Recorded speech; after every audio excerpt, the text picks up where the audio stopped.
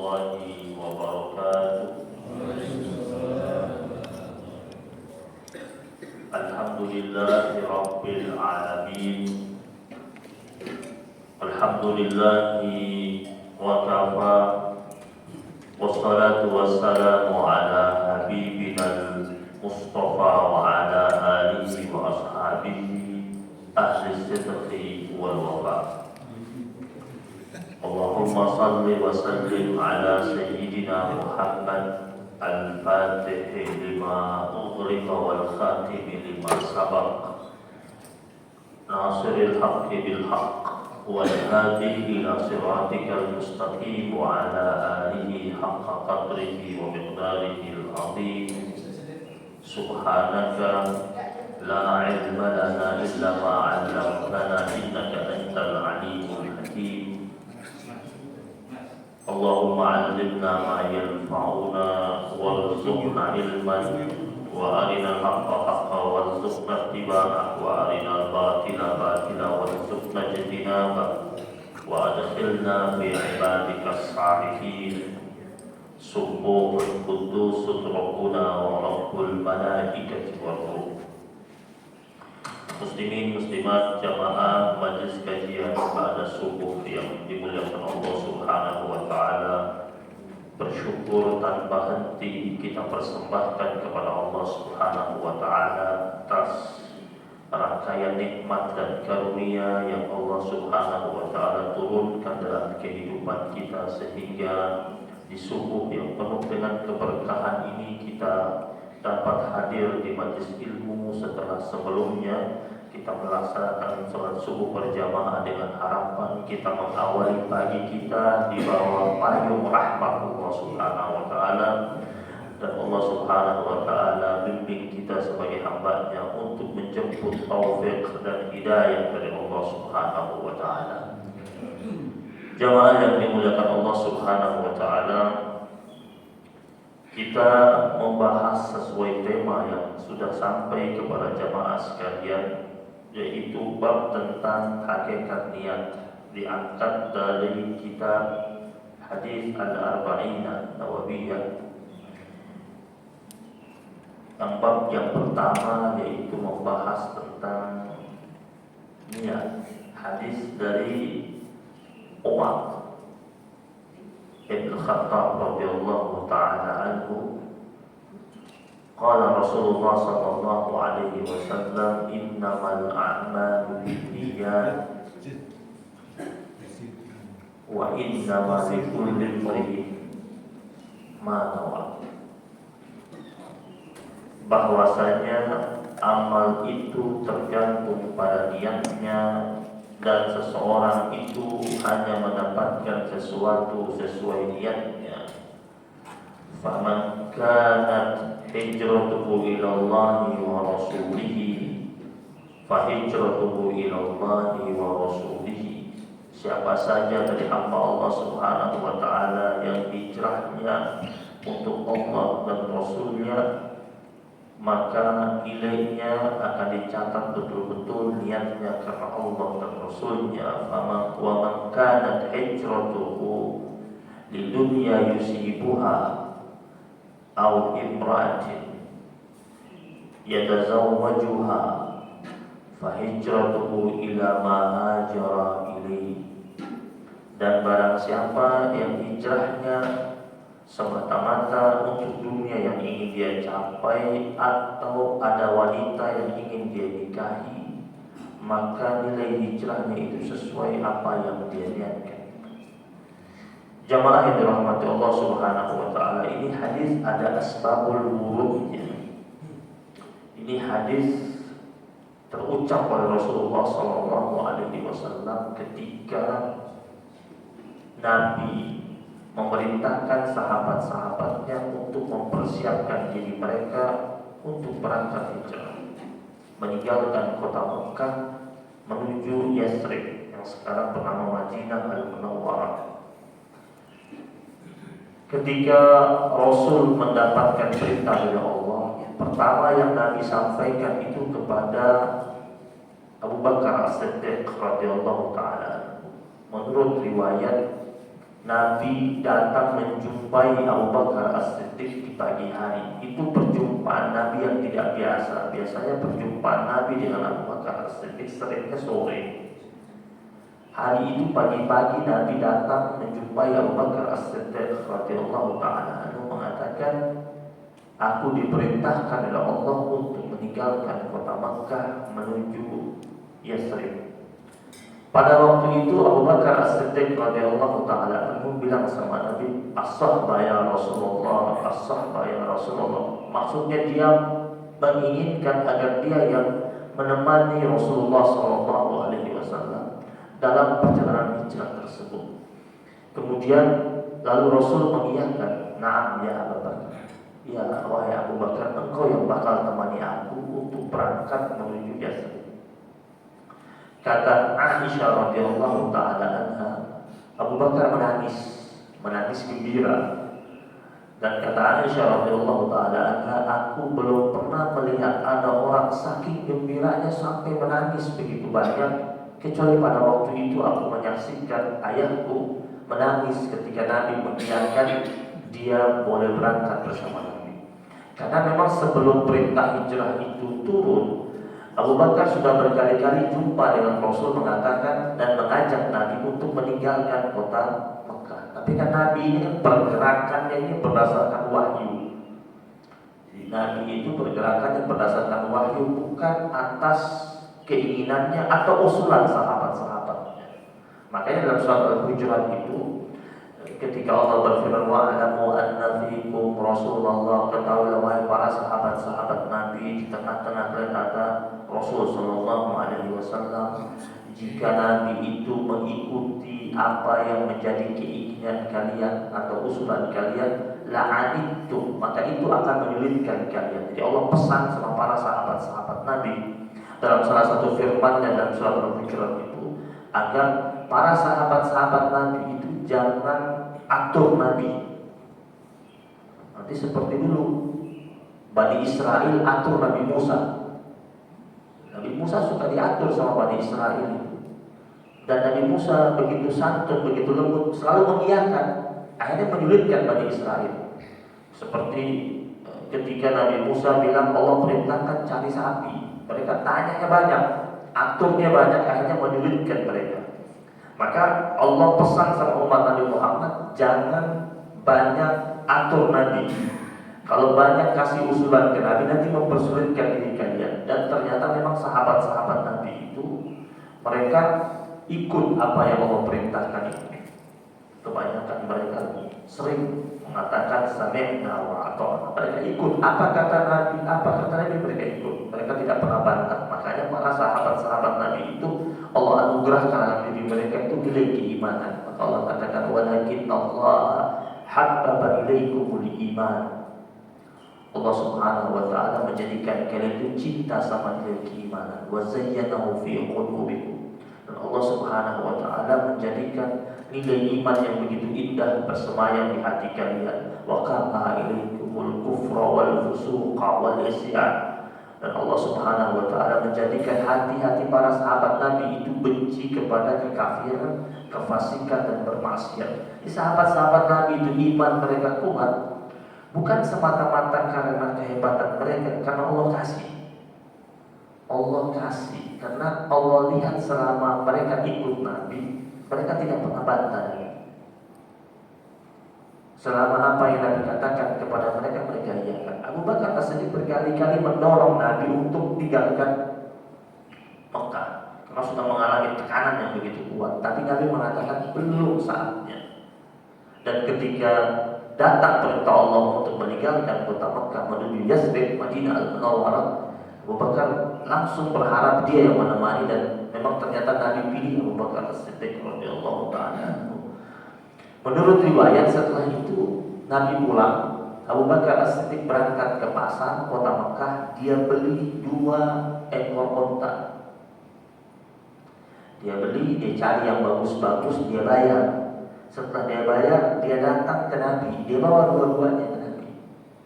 Ini akhlak sahabat Nabi ya, mendahulukan Nabi melebihi apapun. Jadi dia beli 2, satu buat Nabi, satu buat dia. Bukan dia simpan satu di rumahnya, baru dia bawa satu ke Nabi, tidak. Dua-duanya dia bawa ke Nabi, terus dia bilang, saya sudah beli 2 ekor unta.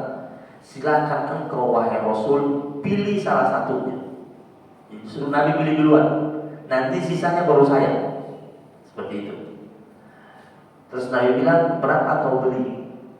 Dia bilang, tidak usah tanya harganya, pilih aja, karena saya sudah bayar. Tapi waktu itu Nabi tetap bersikeras mau bayar. Dan akhirnya Abu Bakar As-Siddiq tidak menolaknya, karena Nabi mengatakan, saya tetap bayar. Kenapa kali Nabi tidak mau terima sebagai hadiah? Bukankah Nabi biasa terima hadiah? Tapi untuk episode perjalanan hijrah itu Nabi maunya bayar. Itu ada pendidikan yang Nabi didik buat umatnya, bahwasanya kalau mau hijrah totalitas, sebagaimana Nabi, semua dikeluarkan, termasuk duit, harta, jiwa, raga, semua dikeluarkan semata-mata untuk di jalan Allah Subhanahu wa Ta'ala. Nah, jemaah yang dirahmati Allah Subhanahu wa Ta'ala, kita tinggalkan ini episode hijrah. Kalau kita bahas nanti nggak masuk ke hadisnya. Ini hadis tentang niat. Ketika itu ada sahabat-sahabat Nabi, ada 1-2 yang hijrahnya itu bukan karena Allah dan Rasul. Kebanyakan memang karena Allah dan Rasul.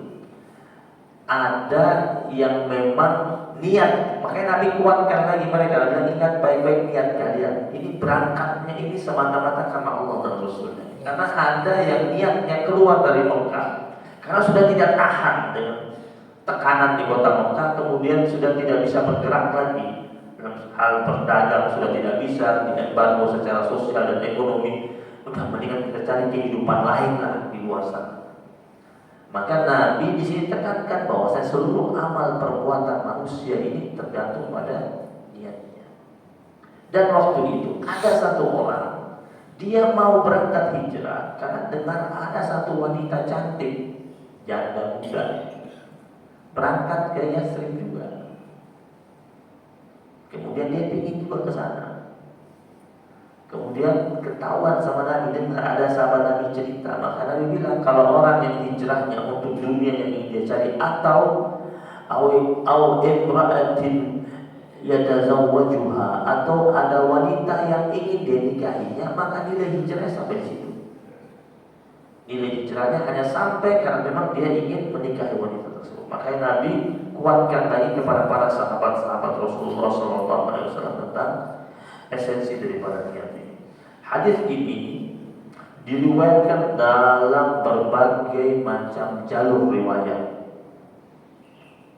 Dalam riwayat Imam Abu Dawud diangkat juga At-Tirmidzi, An-Nasa'i, Ibnu Majah, dan kitab Sunan Ibnu Majah juga mengangkat hadis ini. Begitu pula dalam riwayat Imam Daruqutni, dalam sunannya, Ibnu Hibban dalam sahihnya, Baihaqi dalam kitab sunannya. Di hadis ini cukup kuat karena jalur riwayatnya cukup banyak. Sebelum kita masuk ke hadis ini, kita kenali dulu tentang Umar bin Khattab radhiyallahu taala. Karena hadis ini dari jalur sahabat Nabi Umar bin Khattab radhiyallahu taala anhu. Lahir di Mekah dari Bani Adi, yang merupakan masih satu rumpun dengan suku Quraisy. Jadi Umar bin Khattab kalau dirunut itu nyambung juga, kena juga dengan Rasulullah SAW dari Bani Adi, dan masih satu rumpun dengan suku Quraisy. Nama aslinya Umar bin Khattab bin Abdul Uzza. Orang-orang zaman dulu ada yang namanya begitu, Abdul Uzza. Abdul Uzza ternyata bagus kan? Gak bagus, artinya gak bagus. Uzza itu nama berhala. Dulu salah satu paman Nabi, Abu Lahab. Abu Lahab itu nama aslinya Abdul Uzza bin Abdul Muttalib. Padahal Abu Lahab. Orang-orang pada dia Abu Lahab itu karena mukanya putih kemerah-merahan. Jadi kalau kena sinar matahari merah mukanya. Abdul Uzza bin Abdul Muttalib. Tapi tidak disebut nama asli dalam Al-Quran, dipanggil dengan Abu Lahab. Jadi ini mulianya Al-Quran. Mulianya Al-Quran itu nama-nama orang-orang yang jahat itu tidak pernah disebut nama asli dalam Al-Quran. Saking mulia Al-Quran. Orang-orang yang baik disebut nama asli. Yusuf asli, Zakaria, Yahya, Maryam asli. Fir'aun bukan nama asli, nama panggilannya, lakabnya. Begitu pula dengan Abu Lahab. Kata Syekh Mutawalli Asy'arawi, inilah mulianya Al-Quran. Jadi Allah tidak perkenankan orang-orang yang jahat itu nama aslinya masuk dalam Al-Quran. Dan kata beliau berikutnya, semua memakai nama-nama lakabnya, nama-nama gelarnya, dan orang-orang jahat tersebut dengan menggunakan yang digunakan nama gelar dalam Al-Quran dari waktu ke waktu akan terus ada, tidak pernah tidak ada. Jadi model kayak Fir'aun itu akan ada terus. Model seperti Abu Lahab. Abu Lahab itu kerjaannya apa? Mengganggu dakwah Nabi, ngerecokin. Model seperti itu akan ada terus. Model seperti Haman ada terus. Akan ada terus, berganti orangnya, perannya sama. Itu disebut oleh Syekh Mutawalli Asy'arawi. Nah, Abu Lahab ini lahir dari keluarga kelas menengah. Dari keluarga kelas menengah di Jazirah Arab. Keluarga kelas menengah itu keluarga yang memiliki kemampuan bisa baca, bisa tulis. Zaman itu belum banyak keluarga yang anak-anaknya bisa baca dan bisa tulis. Umar bin Khattab sudah dapat melakukannya, sudah bisa baca, sudah bisa menulis. Umar bin Khattab radhiyallahu taala anhu sahabat Nabi yang memiliki kekuatan fisik. Jagoan dia di kota Mekah. Siapa saja yang lawan bulan dengan dia jatuh. Makanya waktu peristiwa hijrah ini, itu sahabat-sahabat Nabi keluarnya malam-malam mengendap-endap, sembunyi-sembunyi. Illa Umar bin Khattab radhiyallahu taala. Jadi sahabat Nabi itu bergerak hijrah itu tidak satu rombongan besar, Pak. Jadi mereka terpecah dengan beberapa rombongan, sengaja diinstruksikan seperti itu biar pergerakan mereka gampang. Nanti mereka titik temunya di Kuba. Jadi sebelum masuk ke Madinah berhenti di Kuba. Makanya Nabi sempat berhenti di situ dan tahu masjid. Itu titik kumpul sebelum mereka rame-rame bersama masuk ke Madinah. Nah, Umar bin Khattab beda sendiri. Dia keluarnya siang-siang dan dia berdiri di area sekitar Ka'bah sambil menguruskan pedangnya. Dia bilang, "Ana Umar bin Khattab." Sambil berteriak kencang siang-siang. Nah, siang-siang itu orang-orang kafir Quraisy sudah bangun siang-siang. Dia teriak, dia bilang, siapa saja yang menginginkan anaknya menjadi yatim, istrinya menjadi janda, orang tuanya kehilangan putra kesayangannya, hadapi aku akan keluar meninggalkan kota Makkah, hijrah ke mana? Yasrib. Dia teriak. Kemudian dulu di sekitar Ka'bah itu banyak rumah-rumah tokoh-tokoh kafir Quraisy. Ketika dengar siang-siang ada yang bersuara kencang, ada yang buka jendela ngintip, siapa ya? Ternyata yang teriak Umar bin Khattab. Gak ada yang berani keluar. Ada laki-laki ingin keluar, ditarik langsung sama istrinya. Lu mau mampus. Gak ada yang berani. Umar itu 10 orang dia gak lari, Pak. Itu memang Allah kasih kelebihan. Dia tunggu gak ada yang keluar. Kalau yang lain-lain masih mengendap-endap. Walaupun nantinya menurut riwayat tetap Umar ditegur oleh Rasulullah SAW setelah sampai di titik kumpul itu, kata Rasul, kalau kau memang berani, tapi kesian yang lain. Umar bin Khattab radhiyallahu taala, yang menurut riwayat setan saja lihat bayangannya kabur. Ya, Umar kalau lewat ada bayangannya, setan lari. Mau lewat gang, bayangannya baru muncul lari setan. Kalau kita mau lewat gang, setan nungguin kita. Ini orang kapan lewat? Ya. Umar bin Khattab tumbuh sebagai pemuda yang disegani, dan dia juga mendapatkan julukan, juga dijuluki juga sebagai singa padang pasir. Ada beberapa sahabat Nabi yang dijuluki sebagai singa padang pasir. Pemuda yang cukup keras di zaman masa sebelum dia memeluk agama Islam. Umar bin Khattab radhiyallahu taala anhu dikenal sebagai peminum berat, dan ketika dia masuk Islam langsung dia berhenti minum total, berhenti minum, tidak pernah lagi menyentuh minuman tersebut. Ketika Nabi Muhammad SAW awal-awal berdakwah di kota Mekah, itu reaksi Umar bin Khattab itu dia benci sama awal-awal dakwah Nabi, sangat memusuhi Rasulullah SAW. Bahkan Umar bin Khattab sering menggunakan kekuatannya untuk menyiksa sahabat-sahabat Rasulullah SAW telah berislam bersama Rasulullah SAW. Dan puncak kebenciannya itu ketika Umar bin Khattab radhiyallahu taala memutuskan untuk mau bunuh Nabi. Dia jalan ingin jumpa Nabi dengan wajah yang marah. Di tengah perjalanannya dia berjumpa dengan Nu'aim bin Abdullah. Nu'aim bin Abdullah itu lihat Umar bin Khattab, ditanya, mau kemana? Saya mau nyamperin itu Muhammad SAW. Saya ingin jumpa.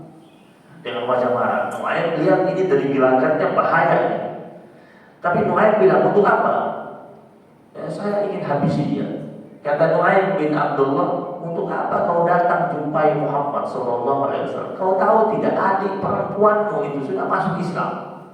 Jadi perjalanan dia ingin menghabisi Nabi itu langsung berbalik arah. Dia langsung jumpai adiknya. Kau sudah memeluk agama Islam, adiknya. Dia datang jumpai adiknya. Ketika masih berada di luar rumah adiknya, sayup-sayup dia dengar adiknya sedang membaca firman Allah Subhanahu wa taala surah Thaha ayat 1 sampai ayat 8. Kemudian dia masuk, dia dobrak pintu rumah adiknya dan dia marah. Dan dia pukul adiknya. Adik perempuannya tersungkur, bibirnya mengeluarkan darah. Dan ketika dilihat adiknya itu tersungkur, bibirnya mengeluarkan darah, Umar bin Khattab tiba-tiba jadi tidak tega, kasihan. Terus dia bilang sama adiknya, mana yang kau baca? Lembaran yang sedang kau pegang. Dia minta adiknya untuk serahkan, adiknya nggak mau kasih, karena tahu ini Umar ini abangnya ini benci sama Nabi. Sedangkan adiknya yang dia baca ini Al-Quran. Ini saya baca Al-Quran. Terus kata Umar, Pak saya mau lihat. Kata adiknya, tidak bisa sebelum engkau mengucapkan 2 kalimat syahadat. Enggak, saya mau lihat dulu. Berikan saya. Terus dikasih. Dia baca, dia lihat. Disitulah dia mendapatkan hidayah dari Allah Subhanahu wa taala. Jadi hidayah Umar ini dia surat Thaha. Dan itu juga dipengaruhi dengan doanya Rasul Sallallahu Alaihi Wasallam. Rasul pernah berdoa minta Umar bin Khattab radhiyallahu taala minta salah satu dari 2 Umar. Nabi minta agar mudah-mudahan ada salah satunya ikut bersamanya. Ternyata Allah menunjuk Umar bin Khattab radhiyallahu taala. Ini menunjukkan bahwa hidayah itu jemaah sekalian, hidayah itu pemberian dari Allah. Kita ini manusia hanya dalam kapasitas menjemput hidayah, berusaha, ikhtiar. Tapi finally nilai akhirnya itu ketetapan Allah Subhanahu wa taala. Dulu Kaisar Romawi itu tahu kebenaran risalah Rasul sallallahu alaihi wasallam. Tahu banget dia Kaisar Romawi. Dia pernah dialog sama Abu Umamah radhiyallahu taala, dan nama aslinya Sudai bin Ajlan. Abu Umamah itu pernah datang sama temannya, ketemu dengan Kaisar Romawi. Terus Kaisar Romawi tanya, ceritakan pada saya siapa itu Muhammad sallallahu alaihi wasallam. Terus Abu Umamah cerita. Nah, Kaisar Romawi ini sudah dengar tentang Nabi ya, dari mulut ke mulut. terus tahu tentang siapa itu Muhammad Sallallahu Alaihi Wasallam dari mana? Dari kitab suci mereka. Karena kitab-kitab terdahulu mengisahkan tentang karakter Nabi akhir zaman. Terus dia coba cross check sama sahabat Nabi. Oh, ceritakan siapa dia? Orangnya seperti apa? Karakternya gimana? Abu Umamah yang dia tahu tentang Nabi, dia sampaikan kepada Kaisar Romawi ini. Ketika dia sampaikan ke Kaisar Romawi ini, Kaisar Romawi dengar, rambut kepala, terus Kaisar Romawi mengatakan kepadanya, pegang dia erat-erat. Pegang dia erat-erat. Dia adalah rumah terakhir. Maksudnya apa? Nabi pemungkas. Itu ucapan Kaisar Romawi. Terus dia bilang lagi sama Abu Umamah, seandainya aku dapat meninggalkan kerajaanku dan menanggalkan mahkota yang ada di kepalaku dan rela menjadi budak, aku akan berjalan menemuinya dan ikut bersamanya sampai akhir hayatnya. Hanya saja itu belum dapat aku lakukan. Jadi berarti dia tahu ini Nabi. Dia tahu yang Nabi bawa ini risalah kebenaran, tahu banget. Bahkan dia mengatakan seandainya kalau aku mau tinggalkan kerajaan, dia nggak bisa tinggalkan kerajaan. Makanya Abu Umamah ketika dia pulang cerita itu sama Abu Bakar As-Siddiq radhiyallahu taala anhu tentang perjumpaannya dengan Raja Heraklius itu, dengan Kaisar Romawi itu. Kata Abu Bakar As-Siddiq radhiyallahu taala anhu sambil menangis. Abu Bakar menangis. Terus dia mengatakan, kata Abu Bakar As-Siddiq, kasihan. Kebaikan belum bersamanya. Seandainya kebaikan itu sudah bersamanya, dia pasti akan rela meninggalkan kerajaannya dan datang menemui Rasulullah dan berislam bersama Rasulullah. Hanya sayang sekali, kebaikan belum bersamanya. Maksud kata kebaikan itu adalah hidayah. Hidayah belum sampai. Dan dia tahu Nabi benar. Jadi hidayah ini kehendak Allah. Yahdi liman yasha. Makanya kita yang sudah beriman ini masih minta hidayah? Masih. Minimal kan 17 kali setiap kali kita sholat. Kita bilang apa? Ihdinas siratan mustaqim. Kita masih minta. Kita masih ucapkan itu minimal 17 kali sehari semalam, minta petunjuk sama Allah Subhanahu wa taala. Karena yang sudah dapat hidayah saja bisa pergi hidayahnya. Ya. Yang sudah dapat petunjuk bisa pergi petunjuk tersebut ketika kehidupannya itu banyak diisi dengan kemaksiatan dan kedurhakaan. Nah, Umar bin Khattab radhiyallahu taala anhu sudah baca itu, langsung dia tertegun dan dia mengucapkan 2 kalimat syahadat. Dia temui Nabi, dia bersyahadat. Nah, keislaman Umar bin Khattab radhiyallahu taala anhu ini mengguncangkan kota Mekah. Orang kaget-kaget, orang yang sangat memusuhi Nabi tiba-tiba berbalik. Dan Umar bin Khattab mendapatkan efeknya, dia dikucilkan oleh masyarakat kota Mekah, khususnya pimpinan kafir Quraisy.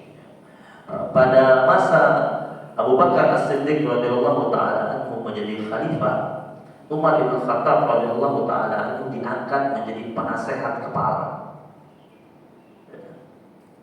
Jadi kepala penasehat Khalifah Abu Bakar As-Siddiq radhiyallahu taala anhu yaitu Umar bin Khattab. Dan ketika Abu Bakar As-Siddiq radhiyallahu taala anhu meninggal pada tahun 634 Masehi, Umar bin Khattab radhiyallahu taala anhu menggantikan Abu Bakar As-Siddiq radhiyallahu taala anhu. Dan di zaman Umar bin Khattab inilah kaum muslimin tumbuh begitu besar.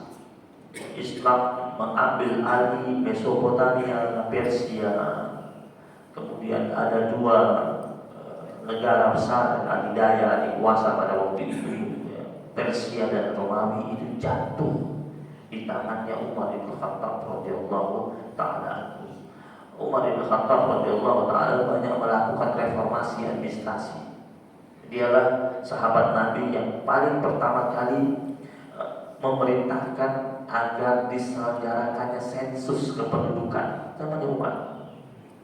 Seluruh gubernurnya itu diwajibkan untuk mensensus penduduknya dan laporkan kepada Umar bin Khattab radhiyallahu taala anhu.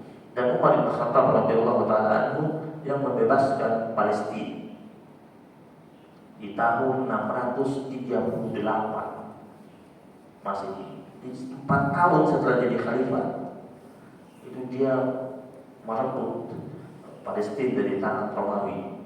Romawi takluk, serangan Palestina itu berada di bawah. Jadi Nabi waktu Isra Mi'raj itu, Nabi Isra Mi'raj itu dari Palestina, dari Aqsa, itu waktu itu zaman Nabi itu masih berada di bawah Romawi. Ya, Nabi Isra Mi'raj sekitar 621 Masehi itu masih berada di bawah Romawi. Zaman Umar bin Khattab radhiyallahu taala anhu, Romawi takluk, kemudian Palestina diambil alih oleh Umar bin Khattab radhiyallahu taala anhu, dan kemudian Umar turun ke sana langsung. Kemudian mengumumkan tentang umat beragama hidup berdampingan, Muslim, Yahudi dan Nasrani hidup berdampingan dengan baik di zamannya Umar bin Khattab radhiyallahu taala anhu.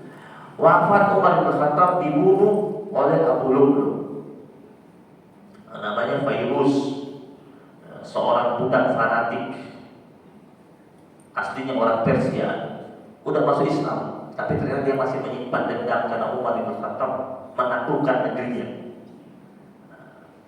Jadi dia masuk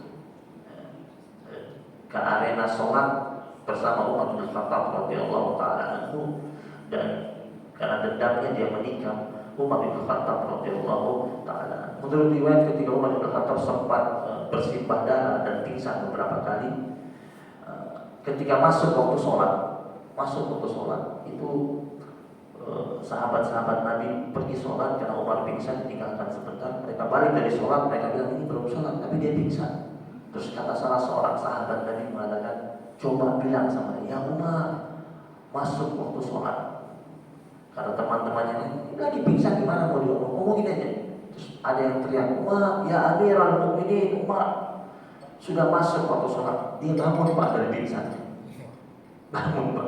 Bangun dari pingsannya, duduk.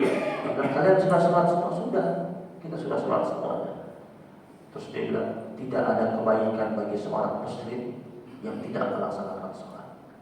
Langsung dia sholat. Jadi dia dibangunkan, disadarkan dari pingsannya dengan ucapan masuk untuk sholat. Itu Amirul Mukminin Umar bin Khattab radhiyallahu taala. Ada yang mau coba yang pingsan dibangunin begitu. Itu Umar bin Khattab radhiyallahu taala. Nah, sekarang hadis ini ya, menurut ulama salafus shalihin, hadis ini merupakan porosnya agama Islam. Karena Nabi pernah bilang tuh sama sahabat-sahabat Nabi, kata Nabi, kalian tahu tidak apa yang membedakan antara kalian yang sudah beriman sama yang belum beriman? Kata sahabat-sahabat Nabi, Allah wa Rasuluhu a'lam, hanya Allah dan Rasulnya yang tahu. Terus kata Nabi, niyatukum, yang membedakan kalian yang sudah beriman sama yang belum beriman, niyatukum, niat kalian. Ya. Orang yang berbuat baik di antara kita ini banyak. Tetapi orang mukmin ketika dia berbuat baik semata-mata karena Allah, lillah, lebih Allah, karena Allah, untuk Allah, dan itu diikat dengan apa? Niat. Nah, maka wajar kalau ulama mengatakan bahwasanya hadis ini merupakan porosnya Islam. Jadi bahkan Imam Abu Dawud berkata hadis ini merupakan setengah dari ajaran agama Islam, kata Imam Abu Dawud. Kemudian juga Imam Syafi'i rahimahullah, Imam Ahmad juga mengatakan, Imam Baihaqi juga, dan yang lainnya mengatakan hadis ini mencakup sepertiga nilai keimanan dan mencakup sepertiga daripada ilmu. Kenapa?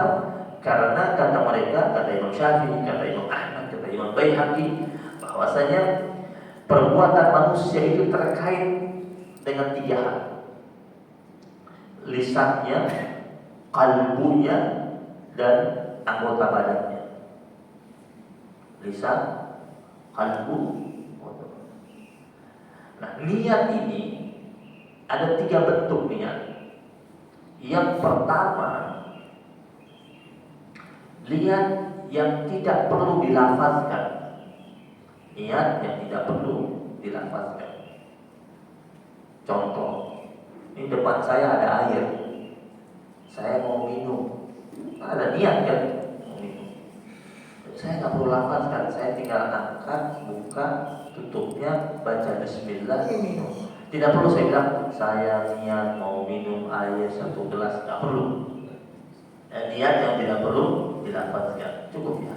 Yang kedua, niat yang boleh dilafazkan, boleh bertalaffuz, boleh dilafazkan, boleh tidak dilafazkan. Seperti ketika kita sholat, itu kata Imam Nawawi rahimahullah, itu boleh dilafazkan bertalaffuz, boleh tidak dilafazkan dalam hati. Tapi kata Imam Nawawi rahimahullah, dengan bertalaffuz jauh lebih baik. Kenapa? Untuk menguatkan, hati. Sudah kita ucapkan pelan, untuk kita dengarkan dengan telinga kita sendiri. Yang ketiga, niat yang dilafazkan. Ketika kita umroh, itu kita pasang niat di mikot, rame-rame kita ucapkan itu. Karena Nabi mempraktekkan tadi, ucapkan niat tersebut. Ya. Terus labbaik Allahumma umratan. Sebelum kita baca nawaitul umrata wa ahramtu biha lillahi ta'ala, kemudian labbaik Allahumma umratan, terus kita takbir. Itu niat yang dilafazkan dan dipraktikkan oleh Rasulullah sallallahu alaihi wasallam. Jemaah yang dirahmati Allah Subhanahu wa taala. Niat ini tentu amat sangat penting bagi setiap hamba Allah Subhanahu wa taala, karena seluruh amalan perbuatannya itu tergantung pada niatnya. Bahkan kata Imam Syafi'i rahimahullah, hadis ini masuk dalam 70 bab masalah fikih. Antum kalau buka buku-buku fikih, itu babnya paling pertama apa? Babun niat. Kita mau bahas tentang ibadah apa saja, babnya paling pertama apa? Babun niat. Bab tentang niat. Jadi sebelum masuk di rukunnya dan lain sebagainya, mau bahas tentang taharah, bab tentang bersuci. Ibadah-ibadah yang bakal kita lakukan semua tergantung pada niat. Bahkan kata Imam Syafi'i rahimahullah, ini hadis dia masuk di dalam 70 bab masalah fikih. Ya.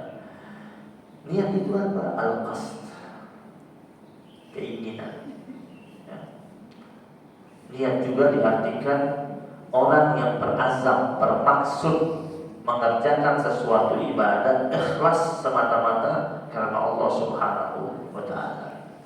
Ma umiru illa liya'budullah mukhlishina lahu-ddin. Itu jelas sekali bahwa saya tidaklah kami perintahkan kalian wahai hamba-hamba Allah kecuali untuk menyembah Allah Subhanahu wa taala mukhlishina lahu-ddin, dengan penuh ketulusan, keikhlasan, kemurnian.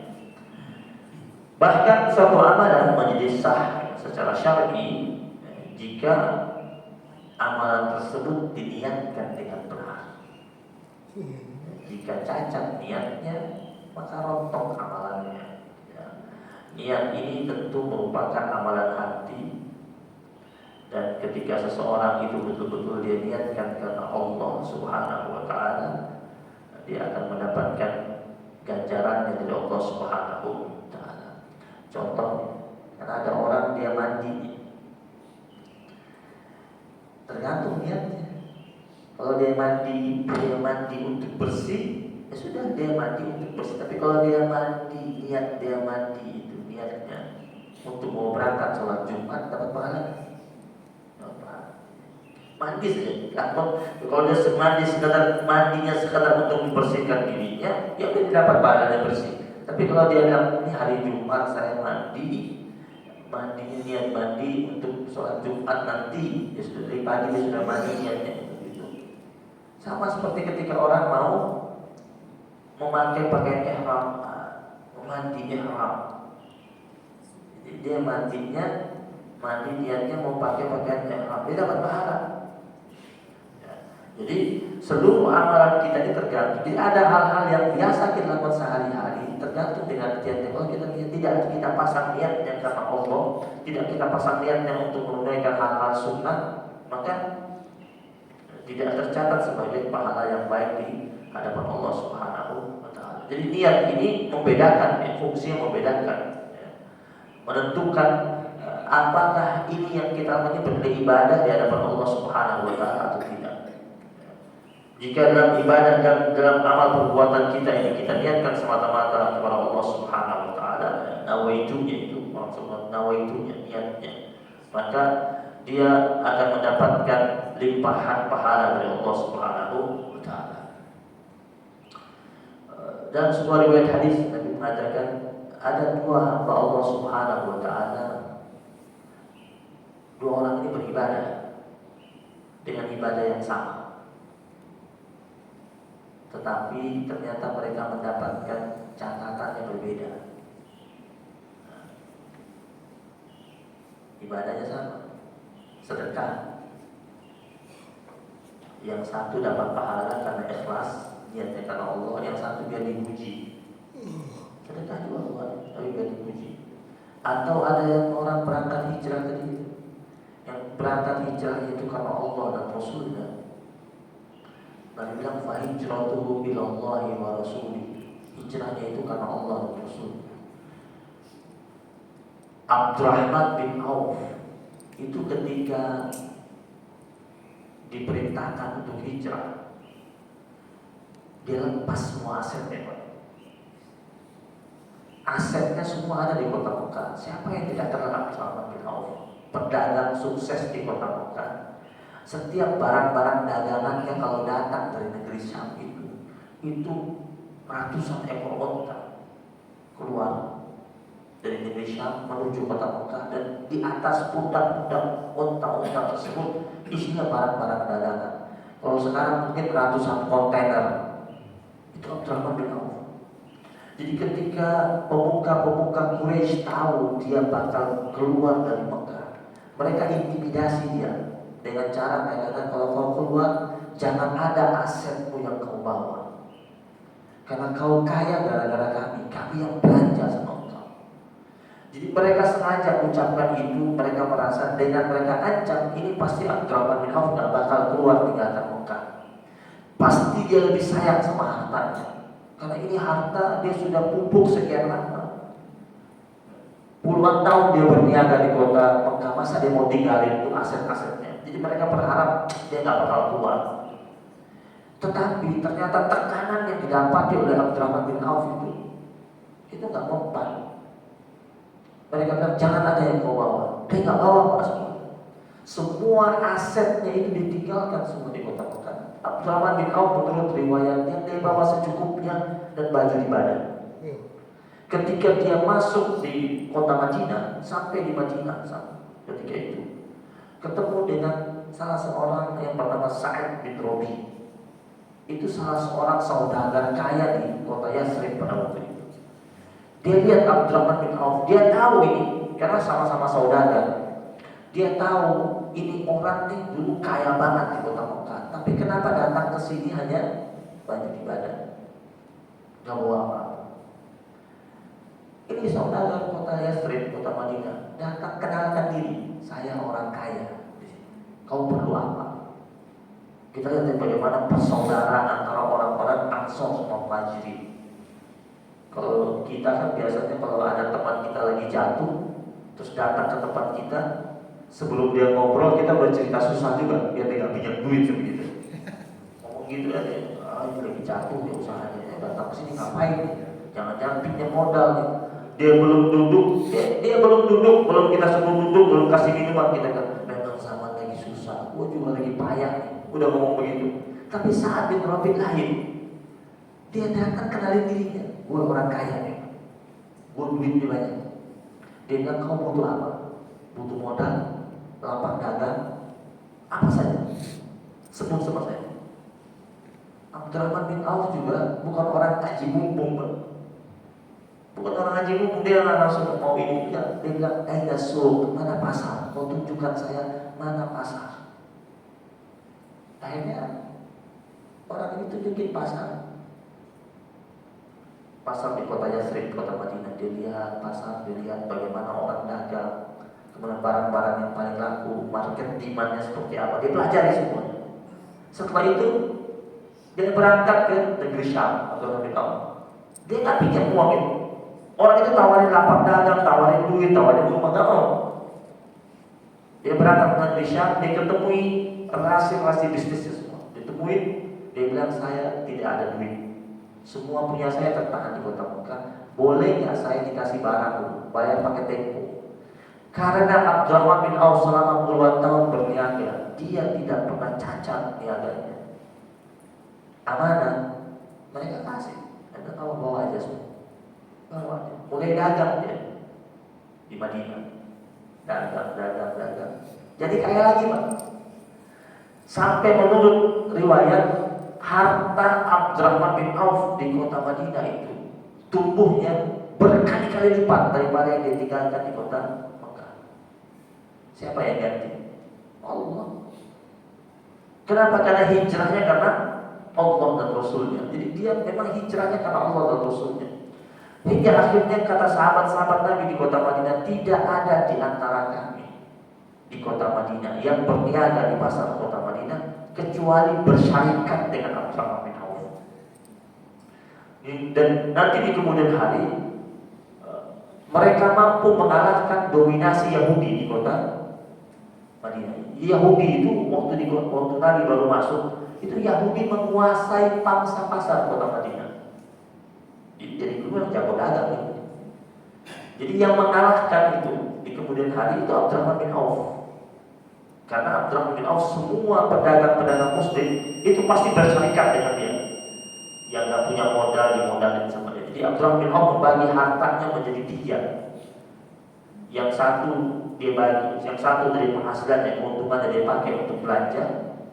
Yang satunya lagi dia pakai untuk modal bergulir di antara kaum muslimin yang kurang modal di modal begitu. Yang satu lagi bayar hutang, membayar hutang orang-orang muslim yang terjerat riba yang dibuat oleh orang-orang Yahudi yang masih tinggal di kota Madinah waktu itu. Dibayar sama orang dan harta itu putus.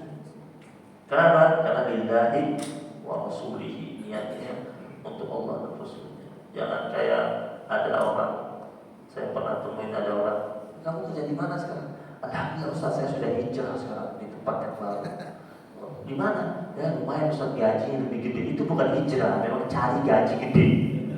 Jadi ada orang kalau dia pindah kerja, dia bilang hijrah, ternyata bukan hijrah.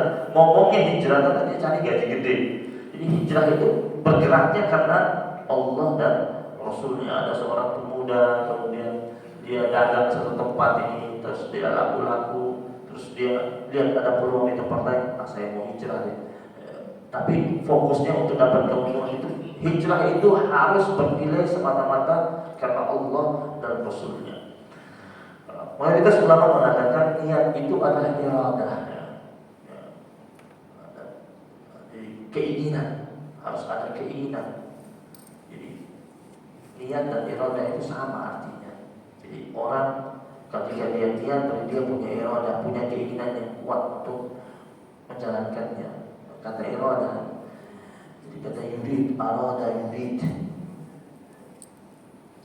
Dulu waktu perang Uhud, itu kan sahabat-sahabat Nabi ada yang bertahan bersama Nabi, ada yang lari kan, ada yang bertahan di Bukit Uhud, kemudian ada yang turun ke bawah ambil pampasan perang. Makanya Allah Subhanahu wa taala firman dalam surat Ali Imran ayat 152 itu, minkum may yuridud dunya wa minkum may yuridul akhirah.